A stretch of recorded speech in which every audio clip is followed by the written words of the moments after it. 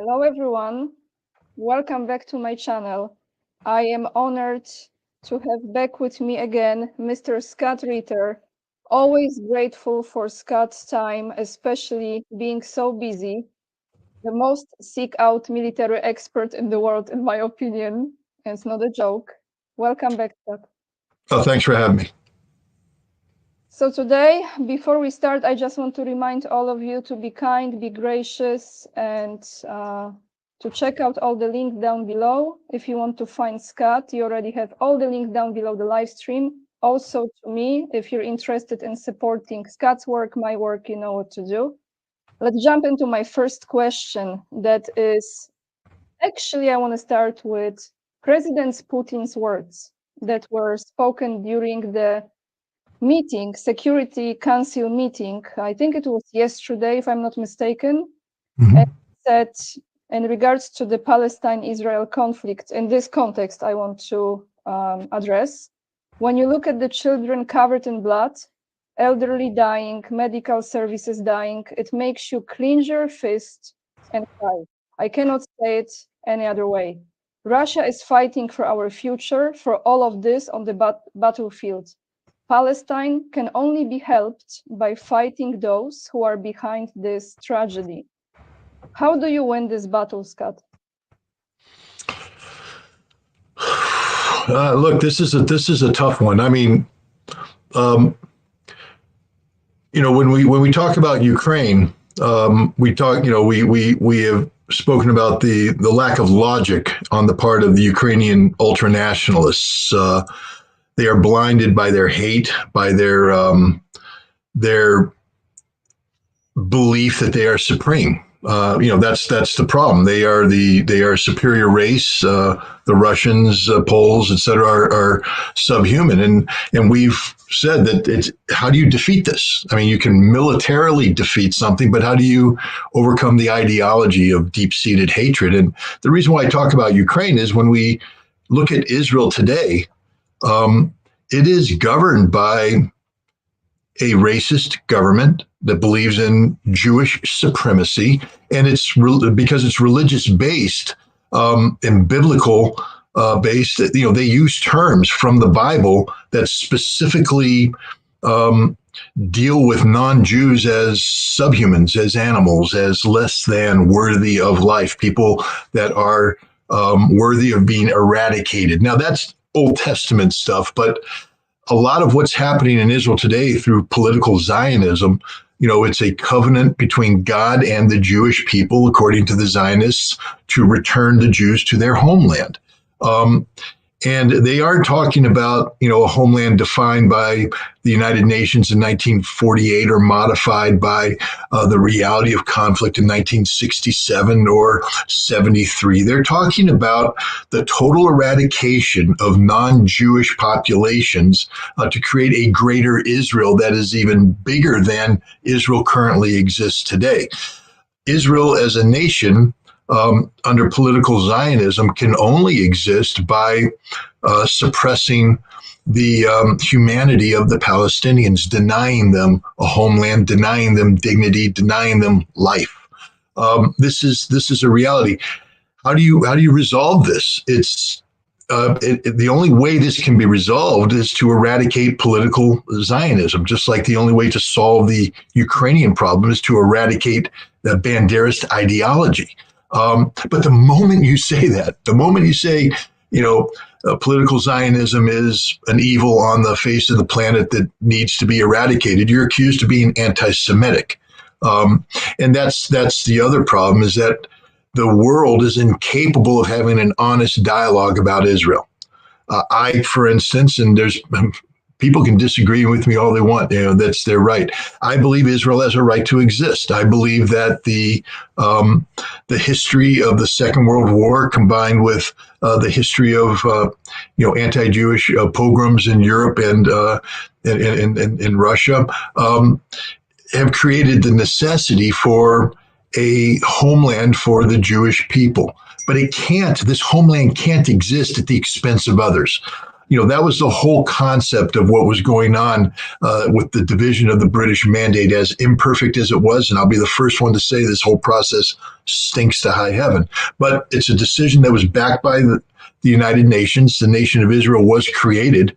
And then we have the complexities of history. The Israeli narrative is one of always being under attack. All the Arab nations trying to destroy them, Israel fighting for its life.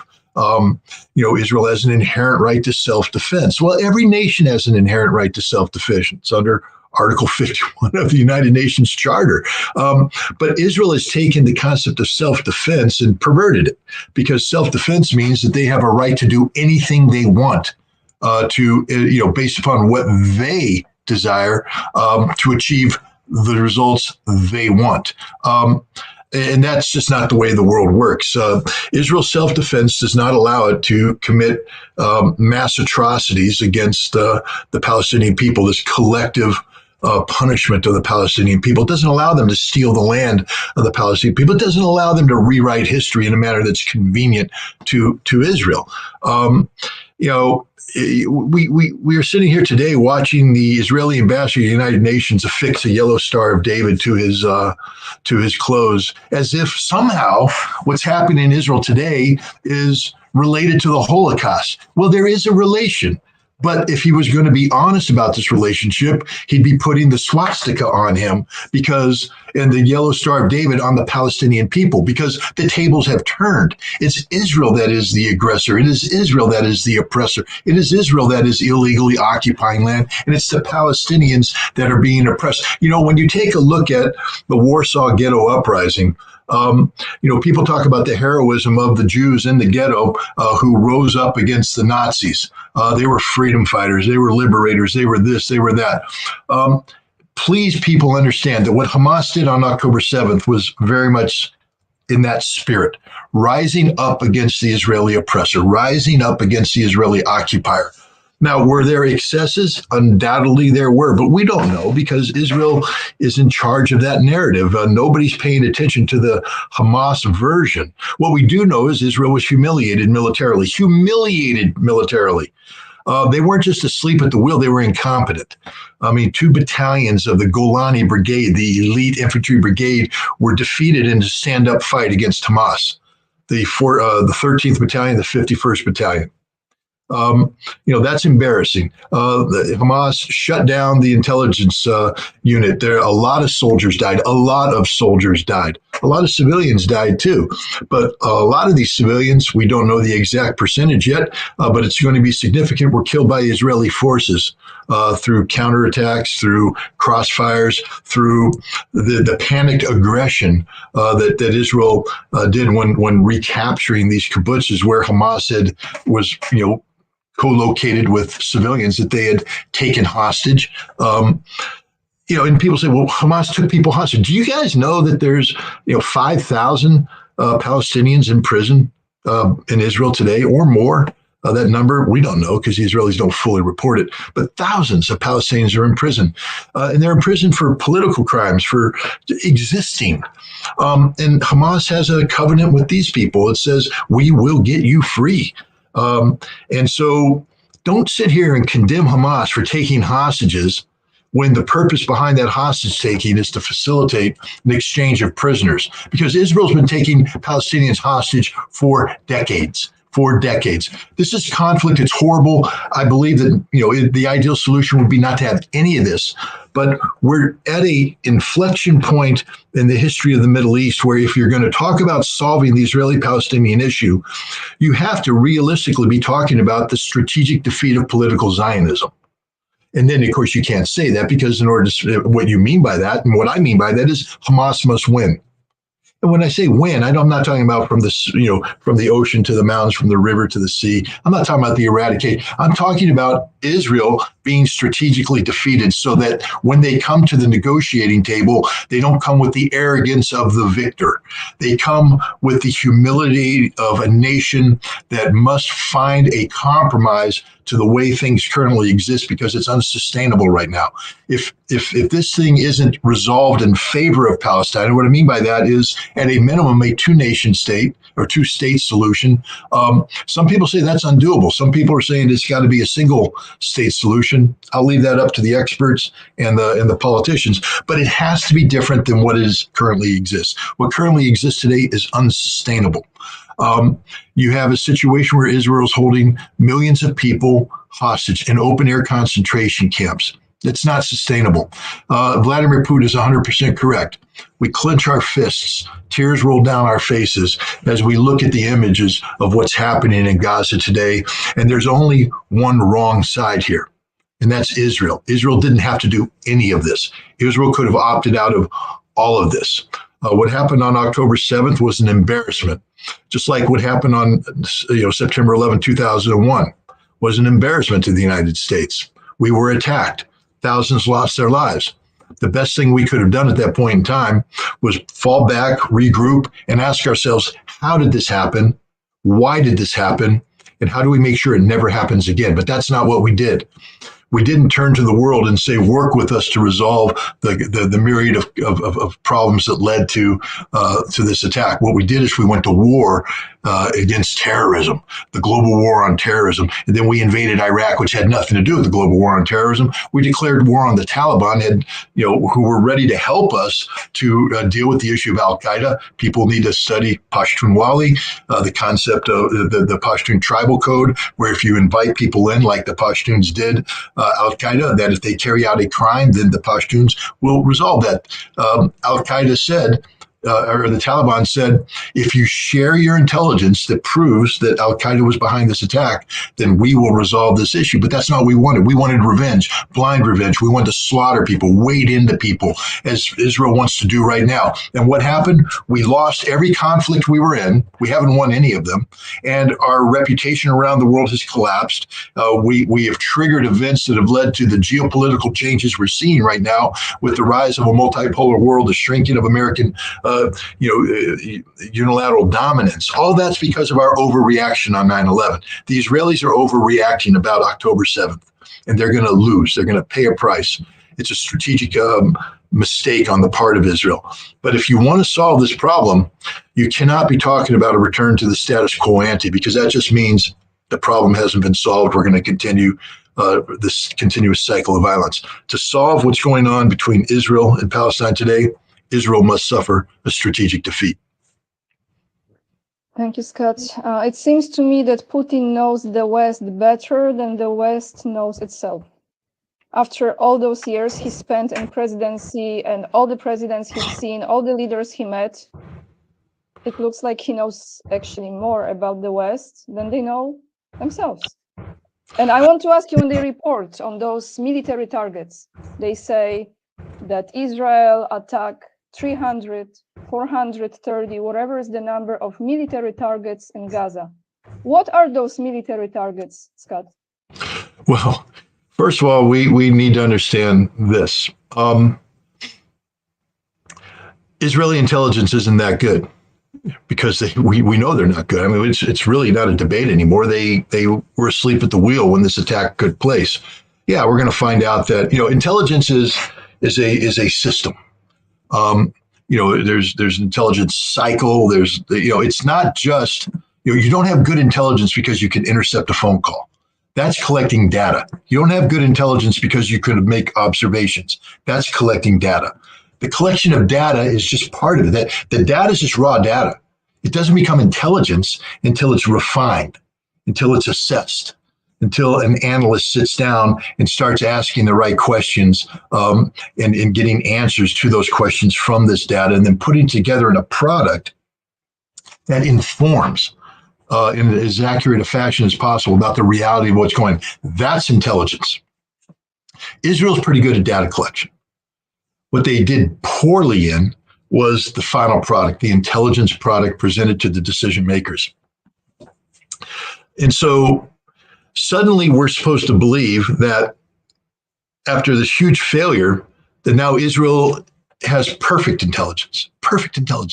So they can sit there and say, we're hitting 400 targets. Israel's in a panic mode right now. Panic mode. Let me give you an example of what panic mode looks like. When the Bush administration was trying to make its case for weapons of mass destruction in Iraq. They were challenged by people like me and others who said, you don't have. So in October of 2002, the Defense Intelligence Agency held a briefing where they started to say, here's the targets, here's the targets, here's the targets. And they were putting out a whole bunch of targets. Why? Well, because they wanted to make the case that Iraq was non-compliant. Because of these non-compliance, they were a threat worthy of military intervention. But what happened was somebody, I don't know who that was, went to Iraq and convinced the Iraqis to let weapons inspectors back in. And that threw a curveball into this, because now weapons inspectors are on the ground saying, give me your targets. Every one of those targets wasn't what they said it was. Every single one of them. The intelligence community of the United States was tasked with generating targets. And so they did. But they weren't real targets. There was nothing there. There was no weapons of mass destruction. So it tells you that they were just making it up to please a politician. Right now, the Israeli politicians saying, we have to strike. We have to strike. And so Israeli intelligence is making up targets, literally making up targets, because they didn't know what they were doing going into this. And now you can't suddenly say, oh, everything's perfect now because it's Israeli intelligence. Obviously, they know something. They didn't know anything, guys. That's why Hamas came over the border on October 7th and it kicked them around a little bit. So what Israel is bombing right now are panic targets put together in a vacuum because they don't have the data. They're doing an assessment. They're picking a place. They're told that they have to bomb X number of sites. So they're making sites up, literally making sites up. We saw this in the Gulf War back in 1991. We were desperately trying to hunt down Iraqi Scud missiles.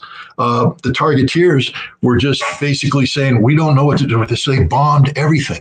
We bombed buses coming out of Jordan. We bombed Bedouin tents. We bombed anything that there was no reason to do what we did, but we had to be seen as doing something. And that's what's happening right now in Gaza. They are literally bombing nothing. They're just blowing things up to make themselves feel good. You know, Hamas is underground. And Israel doesn't know where they are underground. Israel thinks they do. You see them putting out intelligence products here, there, and everywhere. And maybe, I mean, if you drop enough ordnance on a very small piece of territory, you might end up hitting something. Hamas has said that the Israelis have killed 50 of the hostages, so they're hitting something. But this isn't a bombing campaign. And I have to also tell you this: that if there was ever justice in the world, and we went back and reverse engineered the Israeli target list and see when they hit mosques, when they hit hospitals. This is a war crime, literal war crime. The Israelis would have to come up with the reason for their deciding that there was military necessity in hitting these targets. And what we're going to find out is that there's no intelligence, and the people who dropped the bombs, ordered the bombs, knew that there was no intelligence, no meaningful intelligence. Israel is the Israeli military, they call it the most moral military in the world. I would tell you right now, that's an absolute lie. It's the most immoral military in the world, because they're lying to themselves, they're lying to the world as they commit mass murder. Scott's question from the viewer. Let me put it right here. What happens if Israel attacks Russian forces in Syria? Can you elaborate on this? Look, Russia has a lot of levers that they can use against Israel, and Israel knows this. This is why Israel doesn't want to do that. First of all, if Israel wanted to launch a concerted air campaign against the limited contingent of Russian forces in Syria, they could probably do significant damage to that. Even though Russia has some advanced air defense systems, the fact is Israel could probably overwhelm those. But that's in Russian forces in Syria. Russia has the means to strike back against Israel with precision-guided conventional weapons, and Russia would make Israel pay. The bottom line is there's MiG-31s over the Black Sea with Kinzhal missiles right now. Those missiles would find targets in Israel. These targets would be based upon good intelligence, and they would do significant harm to Israel. perhaps up to and including regime change harm. Meaning that if Benjamin Netanyahu made a decision to attack Russian forces in Syria, that's probably one of the last decisions Benjamin Netanyahu makes before he dies. Russia's not in the business of threatening Israel. Russia and Israel have an open dialogue. They are talking, and Israel isn't going to go that route. I don't see Israel deliberately attacking Russian forces because Russia can make life very, very difficult for Israel. Thank you, Scott. Now my question, is Turkey going to get involved in this conflict? And if it does, what to expect from Turkey and Erdogan? I just have to respond to a comment. Somebody in there says Scott Ritter hates us, and I assume that they are, it's Eyal Hartuv. I assume she's Israeli. Scott Ritter hates us. That's all. Eyal, you couldn't be more wrong. I don't know who you are. I assume from your name that you're Israeli. I assume that you're Jewish. I don't hate you. In fact, I love you guys. I've actually spent a tremendous amount of time in Israel, and I fell in love with Israel at the time. It was the Israel of Yitzhak Rabin. It was the Israel that was seeking peace. The Oslo Accords, imperfect as they are, was a direction towards peace. It was an Israel populated by a people that I became very close to, friends with. You don't hate somebody that you put your life on the line for them. I'm an American Marine. I fought on the orders of my government, but my war in 1991 was spent trying to stop Scud missiles landing on Israeli soil. And there were many people like me who were involved in trying to do that. Some of those people lost their lives. So shame on you. Shame on you for doing that. We had Americans pay the ultimate price, die, trying to stop Iraqi missiles hitting against Israel. So shame on you for saying that I hate you. And I spent from 1994 to 1998, 4 years working in Israel with the highest levels of the Israeli government to find intelligence so that we can make sure that Iraqi missiles never again struck Israel. And that this intelligence oftentimes put me in harm's way in Iraq, where myself and other inspectors literally put our lives on the line to protect Israel. So shame on you. Shame on you. I know you're emotional right now. I know you're angry. I know you're hurt. But please don't go. We need a meaningful discussion that has to go beyond finger pointing. All right? I don't hate you. I dislike Benjamin Netanyahu intensely. He is a liar. He is a psychopath. But my problems with Benjamin Netanyahu do not translate into hatred against the Jewish people. I separate the Jewish people from political Zionism. Now, if you're saying you're a political Zionist, if you're saying that you support the ongoing suppression of the Palestinian people, if you believe Israel can only exist as an exceptional nation where the Israelis are superior to their neighbors, then we have a problem. I don't hate you, but I disagree with you. And because your actions have manifested itself violently in the region, don't be surprised when violence is brought down upon you. It's not because I hate you. It's a situation you've gotten yourself into, not me. I'm not a decision maker. I don't pull triggers. I don't pick up phones and make airplanes fly. I'm an analyst, and I'm an analyst that approaches this problem with a pain in my heart because I love Israel, the Israel of Yitzhak Rabin, the Israel that recognized that they had to find a way to peacefully coexist with the Palestinians. When I was in Israel from 1994 to 1998, almost every time I visited, and I visited over, I think, 14 times, there was a major Hamas terrorist attack. Some of those attacks took place within hundreds of yards of where I was. Some of those attacks took place literally. The attack on, I think it was the Dolphin discotheque, was right next to the hotel I stayed in. A restaurant where I had eaten the day before was blown up. Just a luck of the draw that I wasn't there. A shopping center, Dizengoff shopping center, blown up. I know what Hamas terrorism is. I know what it is, and I condemn it. I condemn that terrorism. I condemn the murder of civilians. But what happened on October 7th was not that. This was a military assault against an occupier. The Gaza wall, the barrier, the system of military bases, the wall and the kibbutzes are a singular military enterprise. And you know that. You know that. Let's have a conversation about it. But don't demean yourself, because that's what you're doing. you're not attacking me. It's water off a duck's back. I know what the truth is. You're demeaning yourself, and you're demeaning those you purport to support, because we need to have a meaningful dialogue about what's going on in Israel today. We need to have a meaningful dialogue, because otherwise there will be violence. And right now, the world is lining up against Israel. This is unprecedented what's happening.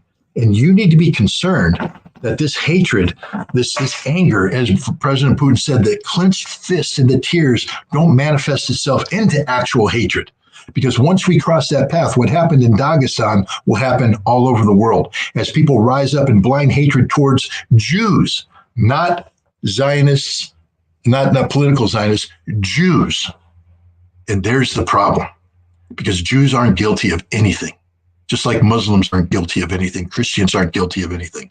It's the politicization of these causes that create the problems. So let's learn to have a dialogue instead of throwing out irresponsible comments like that, because you're wrong. You show your ignorance.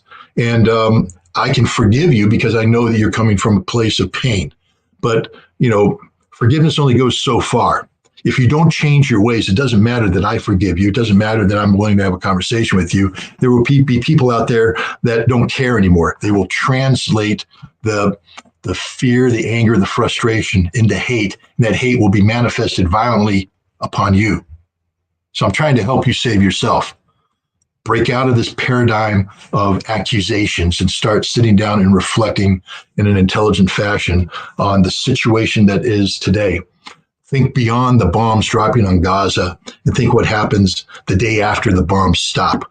If you think you can defeat Hamas militarily, understand that Hamas is an ideology and you just guaranteed a Hamas victory, because the world is aligning with Hamas, not aligning with the Palestinians, with Hamas. You can never defeat that, and you've lost the world. Just don't lose Israel in the process. Thank you, Scott. So going back to Turkey. Yeah, Turkey. Sorry about that. No, I understand, and it's very important to address this, because this is actually this is what's happening. That's how they want this. They want hate and divide, and then conquer everyone. The old formula always in play. So is Turkey going to get involved into this situation? Well, Turkey is involved. Understand again, it comes back to the lady who asked the question. Turkey. When I was in Turkey, I lived in Turkey in the 1970s. The Israelis were beginning a relationship with Turkey. Turkey provided airfields and the vast expanse of the Konya bombing range for the Israelis to come in and practice, because Israel's so small. You can't really practice, the kind of air tactics that you're going to need to do, because it's so small. The command and control space, the turning radius, you can't really practice what you need to learn. So Israel went to Turkey, and Turkey provided this, and there was this very close relationship. And you see this relationship pan out. Israel has provided some specific military hardware to Turkey and to Turkey's ally, Azerbaijan, that were used very effectively against the Armenians. And so it's not as though Turkey is the inherent enemy of Israel. And yes, Turkey has supported the Palestinian cause of Hamas. Let's be straight up about this. Hamas is a derivative of the Muslim Brotherhood, and the Muslim Brotherhood has a very strong presence in Turkey.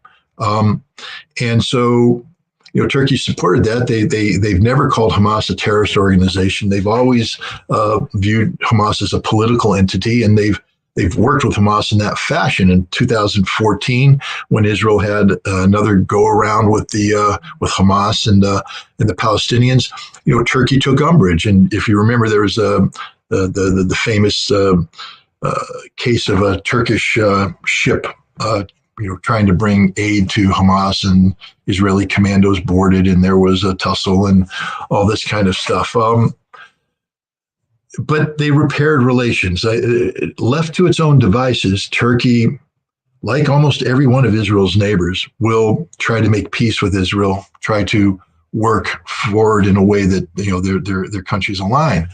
But Turkey can't turn a blind eye to what's happening in Gaza today. And you have Erdogan who is making statements. Now, is Erdogan, first of all, let's just look at it from a practical standpoint. How does Turkey go to war with Israel?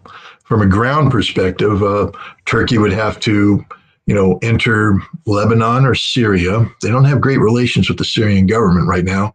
In Lebanon, again, that's it. Logistically, they're very difficult to support. So I don't see, Turkey providing ground troops. They have a very large army. Israel would not do well against the Turkish army, but I don't see that happening. The Turkish Air Force, it's a good Air Force. It's a NATO Air Force, but Israel has effective air defense. It would be sort of a one, it would be a complicated battle, one that Turkey doesn't have a guarantee of a successful outcome. What Turkey can do is provide political and military technology, technological support to Hamas. Hamas has some very complicated but effective supply lines. Let's just look at what Iran is talking about doing. Iran is talking about providing Hamas right now with modern air defense weapons. And most people say, well, we don't have to worry about that. They're not going to get it in.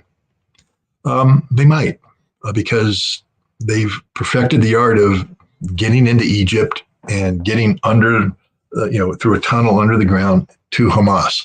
So, Turkey could get involved in that aspect of it as well. But the big thing isn't Turkey going to war with Israel.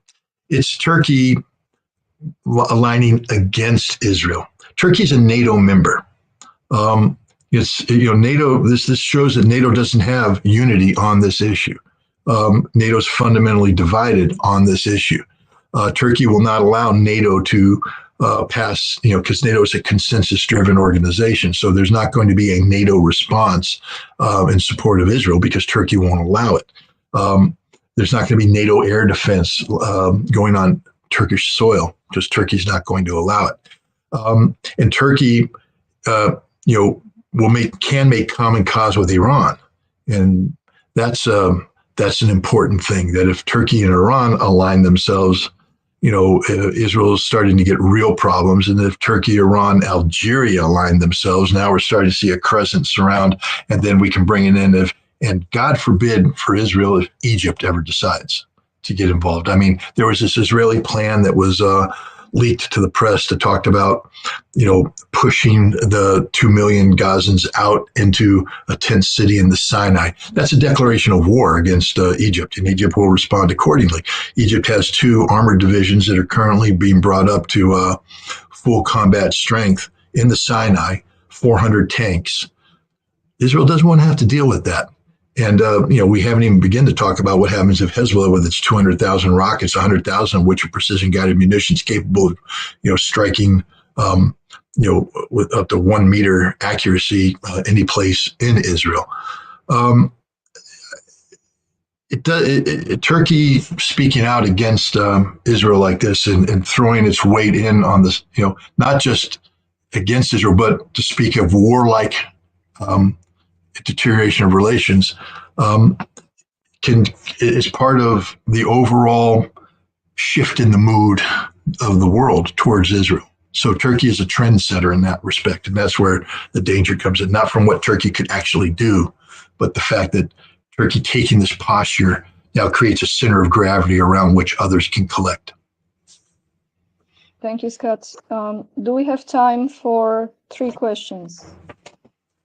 I'm sure we do. We do, yes. Okay, thank you. I will try to be quick with this, but let me ask this one from the viewer, which is actually quite interesting.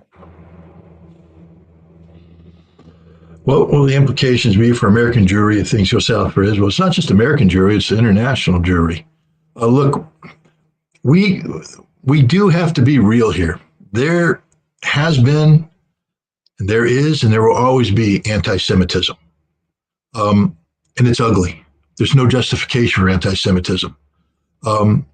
Jews have a right to live just like all other humans. And if you're an American, remember, it's our Constitution. All men are created equal. That means all men and women. But so all humans are created equal. All humans are created equal. We also don't allow, even though we're not perfect with it, the state to get involved in religion. There can't be a state-sponsored religion.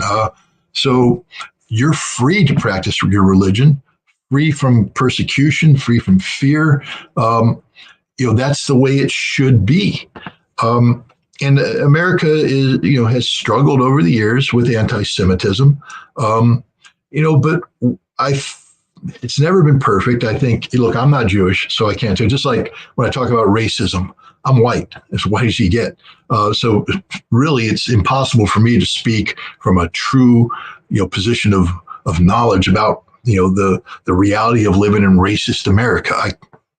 I can talk to Black people. I can get their perspectives. I can feel empathy with them, sympathy. But I'll never truly know what it means to be Black in America, just like I'll never truly know what it means to be Jewish in America. The constant gnawing fear that, today everything's okay, but tomorrow the pogroms could start.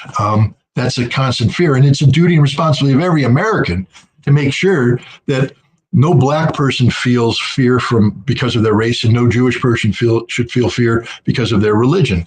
But one of the problems is that American Jewry has so closely aligned itself, not all of them, but many of them, with Israel, so that there's no distinction between American Jews and Israel. I mean, the whole Israeli policy is that, we are an extension of America. America is just like us. One of the things you see in Israel, whenever there's a national holiday, the cars pop out these little flags, and they put a flag here that's the Israeli flag, but then they put the American flag and they fly it. And you're like, why is an American flag flying on an Israeli holiday? Because we love America. They don't, by the way. They don't love America. They need America. They want America, but they don't love America. They've bought America. Benjamin Netanyahu has openly bragged about that. The American-Israeli Public Affairs Committee is behind the corruption of Congress. I mean, if the Communist Party of China organized a public affairs committee that operated like the American-Israeli Public Affairs Committee, we'd arrest them all and charge them with espionage and kick them out. Israel spies on us on a regular basis. Never forget Jonathan Pollard. He stole the crown jewels of the American intelligence community, billions of dollars worth of data on how we collected specific kinds of intelligence. He stole that, gave it to the Israelis, and because the Israelis love us so much, they gave it to the Soviets, compromising everything. Israel only cares about Israel. They don't care about America. They only care about Israel. Netanyahu has made that quite clear. So have other Israelis. So American Jews have put themselves in a pickle because they've so closely aligned themselves with Israel that as the hatred, the fist clenching and tears that is occurring to what Israel's doing in Gaza, people aren't making a distinction between that and American Jews. And there is a huge distinction. Let me just say straight up, a Jewish community center in New York City has nothing to do with what's going on in the Middle East. And yet they live in fear today that somebody is going to take it out on them, take it out on their children, take it out on their family members. This is wrong. What can American Jews do? First of all, they have to, at this juncture, they have to hope and pray that Americans are Americans, that we all stand up. Look, I'm dead set against what Israel's doing against the Palestinians in Gaza, but I'll be the first person to stand guard over a Jewish community center here in America. I will physically oppose anybody who seeks to bring violence against American Jews because they're American citizens. They may identify as Jews. I don't care what your religion is. I say you're an American. You have a right to live free of fear, free of oppression. And if anybody threatens an American Jewish center, I will physically go out there and form a barrier. I will lay my life down in defense of you because you're Americans. And my job and the job of every American is to lay our life down in defense of you. So America needs to start viewing American Jews as Americans. Americans, that's it. But American Jews have to understand that when you carry 2 passports and when you send your sons and daughters off to serve in the Israeli military, that you are confusing people. It's very difficult for them to draw a distinction between what an American is and what an Israeli is. And unfortunately, that distinction must be made now Because if we're talking about the defeat of political Zionism, if you're an American, you say, I am a political Zionist Israeli. You've self-identified as the enemy, and you've brought that down on yourself. But if you're saying I'm an American Jew, then you deserve to be protected just like every other person in America. More so because you've been singled out. No mother should ever have to wake up in the morning afraid to send their children to school. No mother or no father should ever have to be worrying about, going to work and what's going to happen to his family at home. So Americans need to rally around the Jewish community today and make them feel as safe as possible. They deserve the same rights to life, liberty, and the pursuit of happiness as everybody else in America. Thank you, Scott, so much. And I know we're short with time today, so I want at least one more question here for you to ask you. We haven't talked about Ukraine. We used to talk about Ukraine a lot. And I want to read very quickly, because this is rather important information, and ask you a question from this. So this comes from Polish portal, and it says, Europe is unable to meet Ukraine's needs. The European arms industry is not able to meet Ukrainians' needs for artillery ammunition.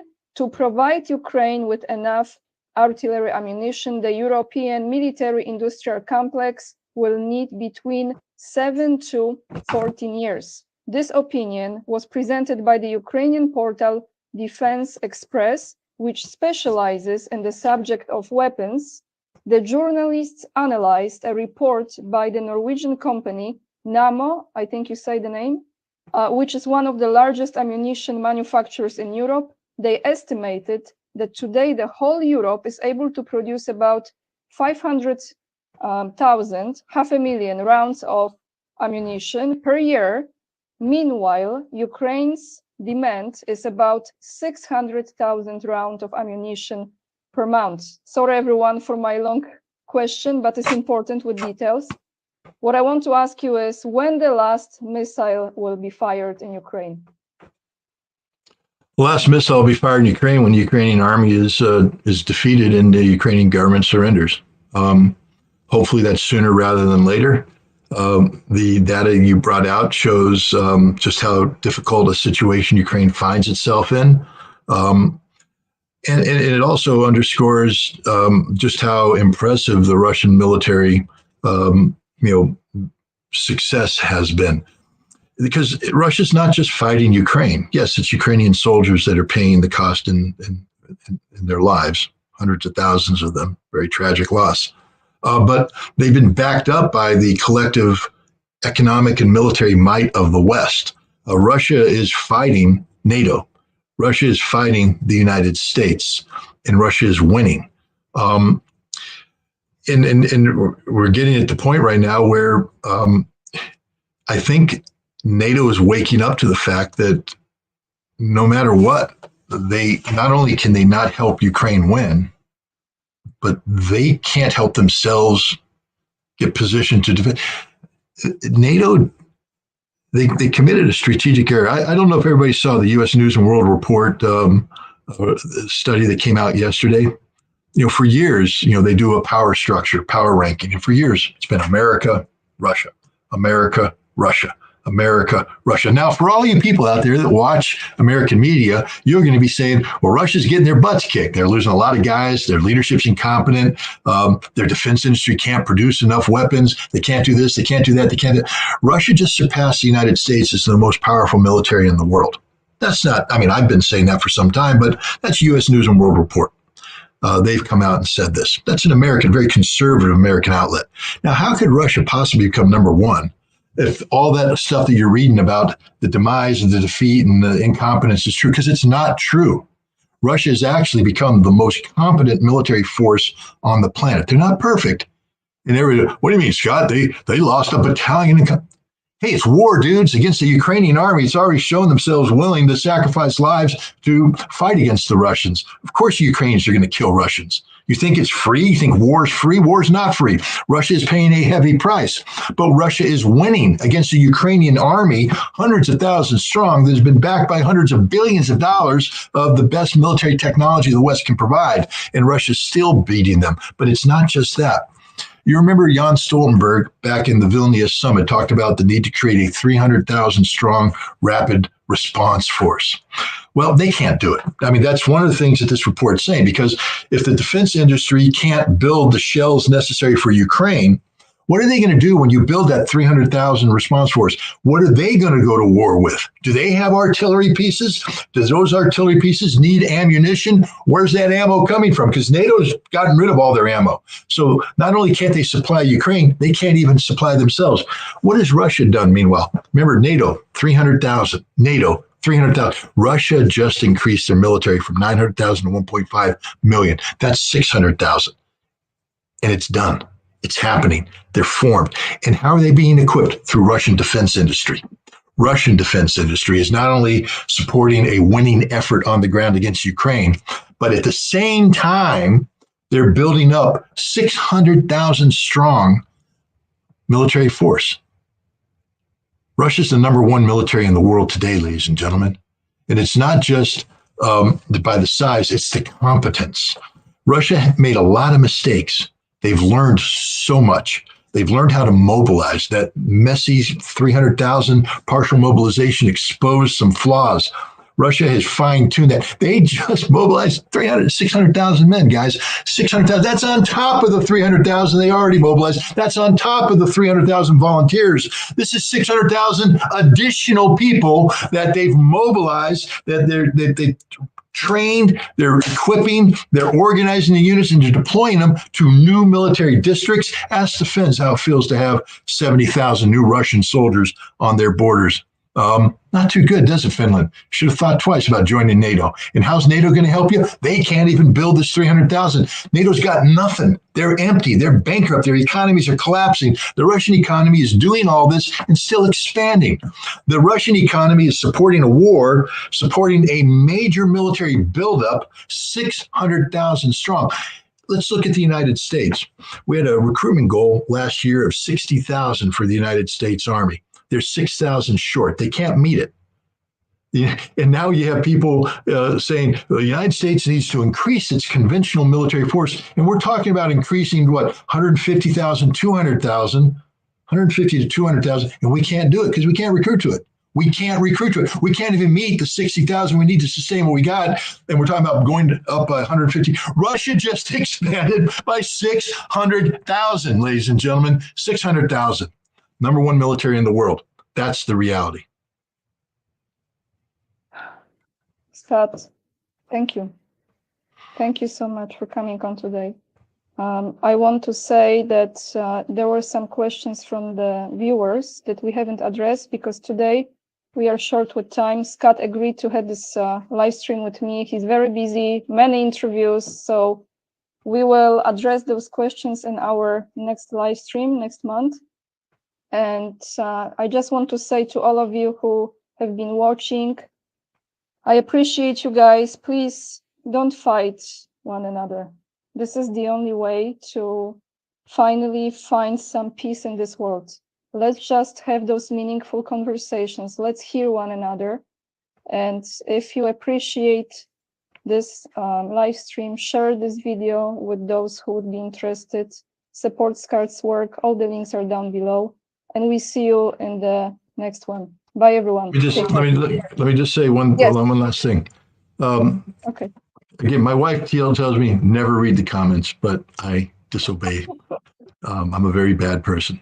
But again, because I respect everybody, Eyal, I'm trying to find it. Eyal Hartov at 6:55 a.m. says, I want to debate Scott. Eyal, if you're serious about this, reach out to Anya. Anya has my email. If you're serious about this, send Anya your credentials, who you are, where you are, what do you want to debate. I don't run away from debates. Anya will forward it to me. And if you're serious about this, I'll have Jan ask the inspector, and you and I can have a live debate in front of the entire world. as long as you agree on the following: to be respectful. That means you can disagree with me vehemently. You can even get mad at me. Just be respectful, respect me, respect the process, respect the audience. But if you'd like to have that debate, if you're serious about that, I just told you how to make it happen. So there it is. I shouldn't read the comments, but I did. Anya, thank you very much. Have a great day. Thank you. Can I say one more thing? This is probably really not appropriate, but I will say that debate will be, this is Sparta. This is Sparta. Well, but who's getting kicked down the pit? We have yet to see. Okay. All right. Thank you, everyone. Thank you, guys.